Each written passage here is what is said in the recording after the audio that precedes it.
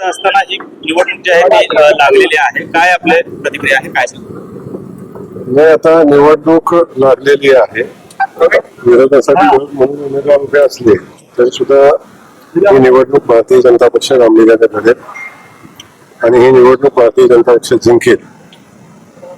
निवडणुकीच्या या प्रक्रियेची विजयाची औपचारिकता बाकी आहे. अशा पद्धतीची परिस्थिती असली तरी आम्ही कुठल्याही परिस्थितीत गाफील न राहता ही निवडणूक आम्ही गांभीर्याने लढू आणि आम्हाला अपेक्षित असणाऱ्या मताधिक्याने आम्ही जिंकू. आव्हान जे ते केलं होतं काय हो, तुम्ही म्हणाला होतात की मी विरोधकांची देखील चर्चा करू, त्यांच्या नेत्यांची देखील चर्चा करू.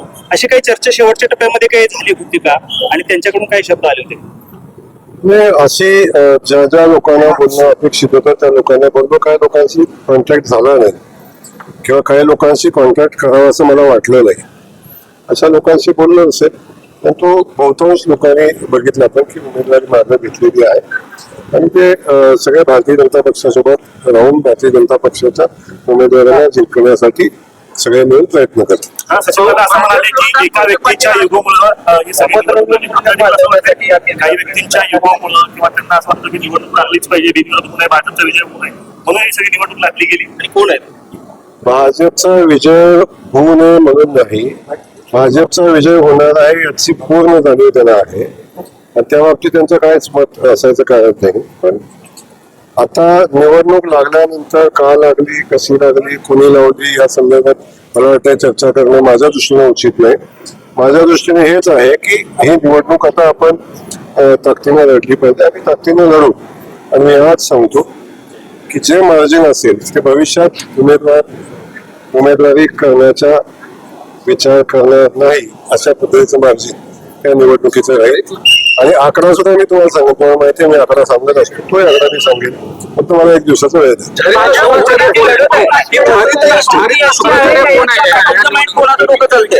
या निवडणुकीमध्ये धारीतला शुक्राचार्य कोण आहे? कोण थोडे इथं झारीतला शुक्राचार्य कोणी नाही.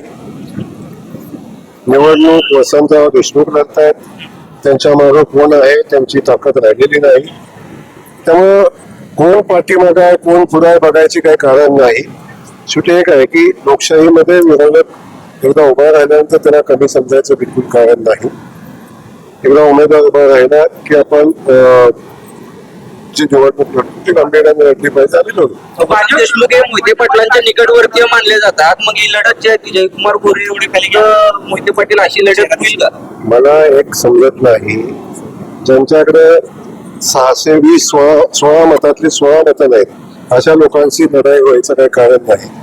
ही लढाई जी आहे ही औपचारिकता आहे आणि औपचारिकता आम्ही पूर्ण करू 18 तारखेला. विनाकारण कुणाचं तरी नाव घेऊन कुणाला तरी मोठं करायचा प्रयत्न करू नका आणि ज्या कारणासाठी निवडणूक लागली ते कारण आपण साध्य करू नका. हो, आपण ज्यावेळेस पालकमंत्री म्हणून सोलापूरची गटाला काय उद्देश मला आगे आगे देखो होता है क्या, आता पुन्हा तेच बाकी म्हणायचे नाही. असं आगे आगे होता है क्या मी तर काय त्यांच्यासाठी बोललो नव्हतो. मला एक सांगतो तुम्हाला की भारतीय जनता पक्षाने मला काय उद्दिष्ट ठेवून इथं पाठवले ते उद्दिष्ट पूर्ण करण्याच्या दृष्टिकोनातनं जे जे करणं शक्य आहे ते आपण करतो आणि ते उद्दिष्ट प्राप्त करण्याचा प्रयत्न करतो. त्यातली पहिला दुसरा टप्पा कंप्लीट झालेला आहे. आम्ही तिसऱ्या टप्प्यात आहोत.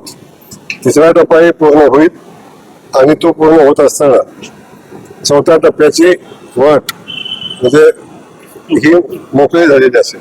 सगळीकडे बिनविरोध निवडणुका होण्याचा सपाटा सुरू असताना जसं की कुठं सपत आहे यवतमाळ सोलापुरात बिनविरोध न होण्यामध्ये म्हणजे काहीतरी अपयश आहे का भाजपचं? जेव्हा अपयश तुमचंच आहे. तुम्ही लोकशाहीत असा विचार करता हेच मुळात योग्य नाही. लोकशाहीत निवडणूक लागली पाहिजे आणि लोकशाहीत मतदाराला मतदान द्यायचा अधिकार मिळाला पाहिजे हे डॉक्टर बाबासाहेब आंबेडकरांनी सांगितलं. पण आपण बाबासाहेबांच्या विचाराशी सुसंगत वागलं पाहिजे, सुसंगत राहिलं पाहिजे. अहो 1997 ला पहिल्यांदा भाजपनं ही विधान परिषदेची जागा सुभाष बाबूच्या रूपानं काढलेली होती. त्यावेळेस खरं तर भाजपकडे बहुमत नव्हतं तरी सुद्धा त्या ठिकाणी अदृश्य शक्तीनं काम केलेलं होतं. आता खरं 70 मतं असताना सुद्धा त्यावेळेस बापूंनी विजय मिळवला होता. आता भाजपकडे बहुमत आहे, यावेळेस वेगळी अदृश्य शक्ती विरोधकांकडून काम करेल असं काय वाटतं? बिलकुल सगळ्या अदृश्य शक्तीवर माझं बारकाईने लक्ष आहे. अजिबात काळजी करायचं कारण नाही. आणि अशा अदृश्य शक्तीवर बारकाईने नजर ठेवून आपण काम करू.